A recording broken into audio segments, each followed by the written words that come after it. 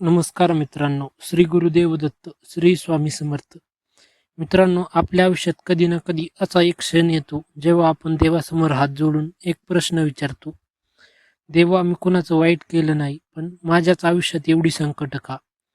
कधी पैसा हातात टिकत नाही, कधी घरात सतत भांडण होतात, कधी जवळची माणसं दूर जातात, कधी कोणतीही मेहनत केली तरी यश मिळत नाही, आणि कधी अचानक असं काही घडतं की आपल्याला वाटतं हे माझ्या नशिबात आधीपासूनच लिहिलं होतं का?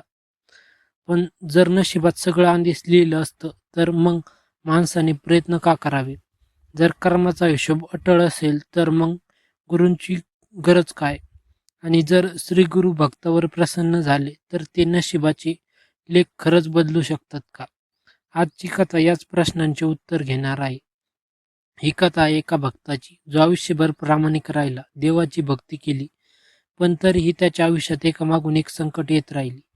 एक दिवस त्याने देवासमोर रडून विचारलं, गुरुदेव, माझी चूक काय आहे? आणि त्यानंतर त्याला जे उत्तर मिळालं, त्यामुळे त्याचे संपूर्ण आयुष्य बदलून गेलं.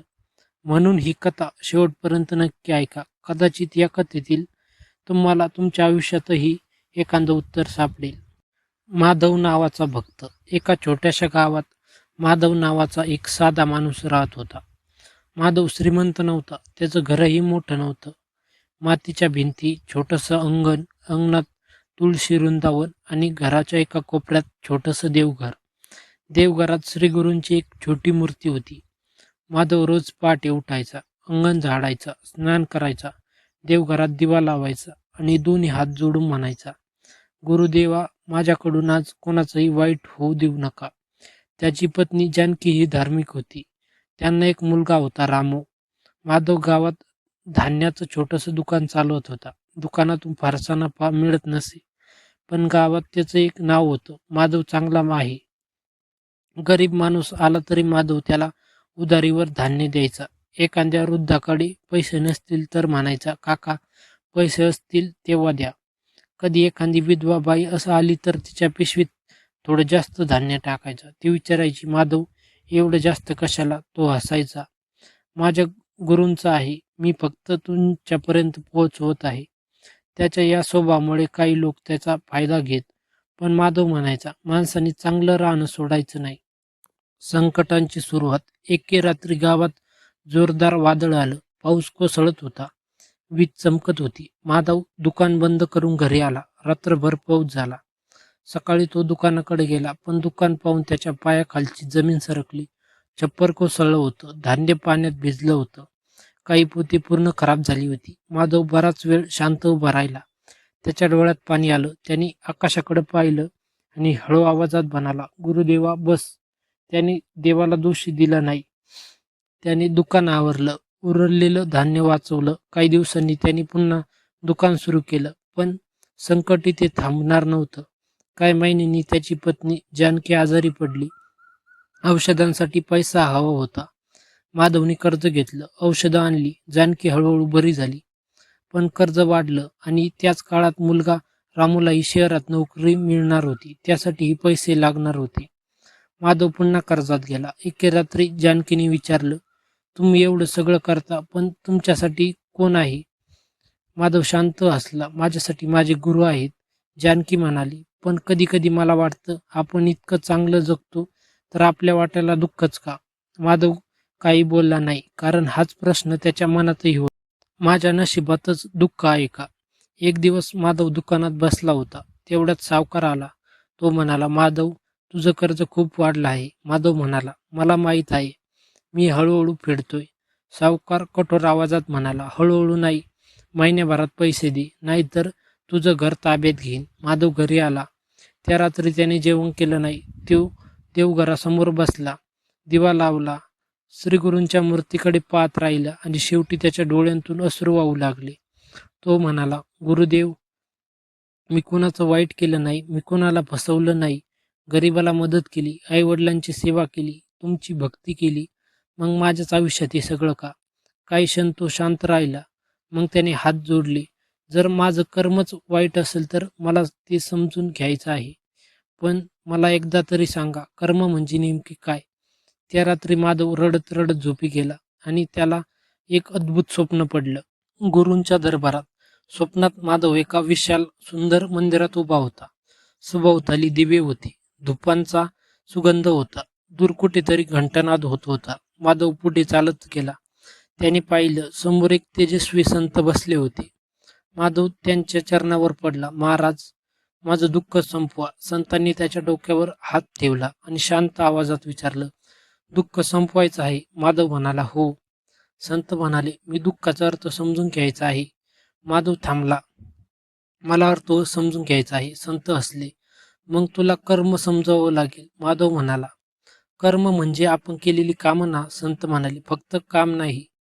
कर्मामध्ये तुझा विचार, भावना, हेतू, शब्द आणि कृती सगळं येतं. माधव आश्चर्याने ऐकत होता. संत पुढे म्हणाले, तू एखाद्याला मदत केलीस, पण मनात त्याला कमी लेखलं, तर त्या कर्मामागचा हेतूही महत्वाचा. तू एखाद्याला कठोर शब्द बोललास, पण त्यानंतर मनापासून पश्चाताप केला, तर तुझ्या अंतर्मनातील बदलही महत्वाचा. कर्म म्हणजे फक्त बाहेर दिसणारी कृती नाही. कर्म म्हणजे कृतीमागची चेतना.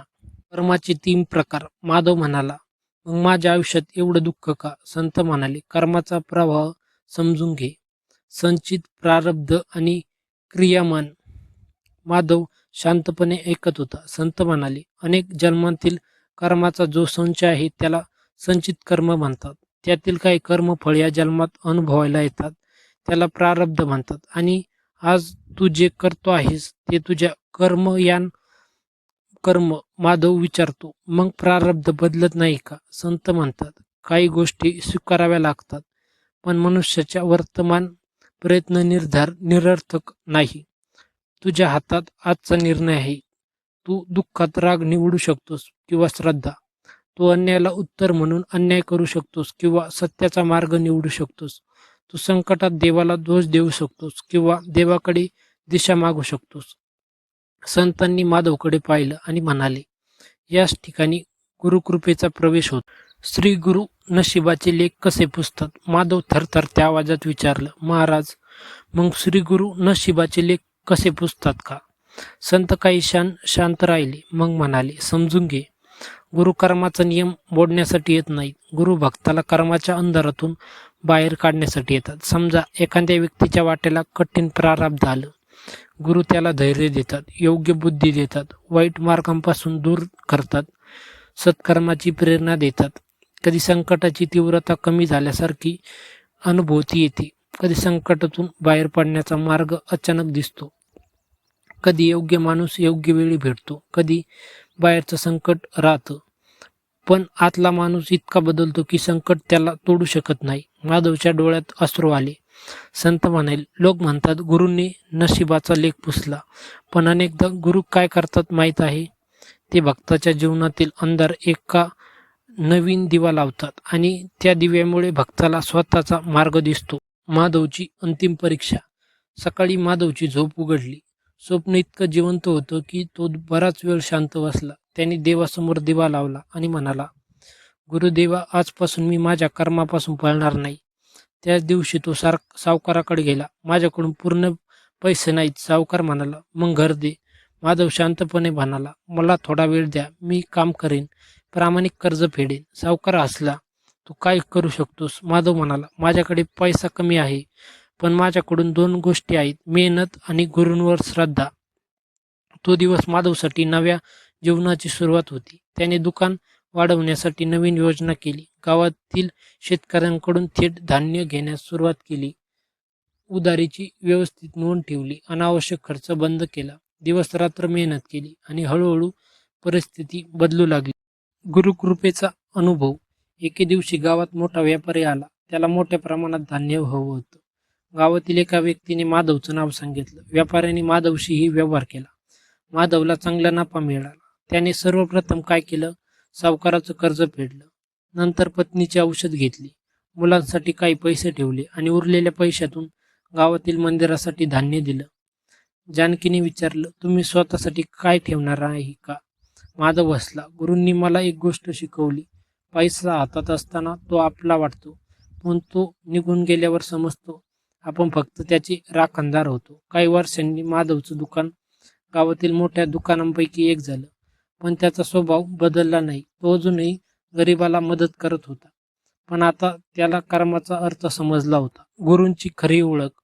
एक दिवस माधव त्याच मंदिरात गेला. त्याने डोळे बंद केले आणि मनात विचारलं, गुरुदेवा, तुम्ही माझं नशीब बदललं का?